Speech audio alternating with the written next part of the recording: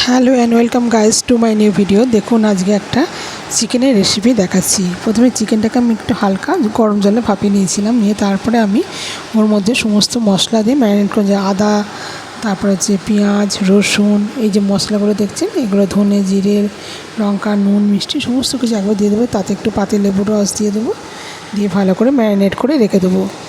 এবার তেলটা আমার হয়ে গেছে, এর মধ্যে তেজপাতা, গোটা গরম মশলা ফোড়ন দেবো। ফোড়ন দেওয়া হয়ে গেলে এবার আমি যে পেঁয়াজ আছে, রসুন আছে, সেগুলো সমস্ত দিয়ে দেবো, আদা আছে, সব দিয়ে দেবো, দিয়ে ভালো করে কষে নেবো। কষে নিয়ে এবার টমেটো পেস্টটা দিয়ে দিলাম, দিয়ে এবার কষে নিয়ে ভালো করে এটাতে এবার দেখুন প্রায় ভাজা হয়ে গেছে, কারণ তেল ছেড়ে গেছে।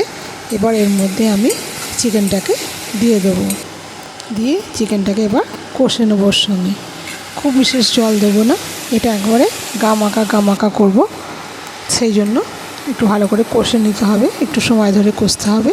তা কষে নিয়ে অল্প একটুখানি জল দেবো, তারপর আবার পুরোটাই যেটা চিকেন কাড়া সেদ্ধ করার যে জলটা সেটাই আমি দেবো। এতে কী হয়, স্বাদটা অনেক বেশি ভালো হয়। তা যাই হোক, আমি এবার জলটা দিয়ে দিলাম, দিয়ে এবার ফুটতে দেবো। আর এতে কিছুই দেবো না বিশেষ, এতে শুধু একটুখানি গরম মশলা দেবো, না আবার আগেতে নিয়ে এটাকে ফুটতে দেবো। খুব দেখুন না ফুটে প্রায় গামাকা যখন হয়ে আসবে, গরম মশলাটাও দিয়ে দিলাম, গামাকা হয়ে এসছে। এবার আমি নামিয়ে ফেলবো।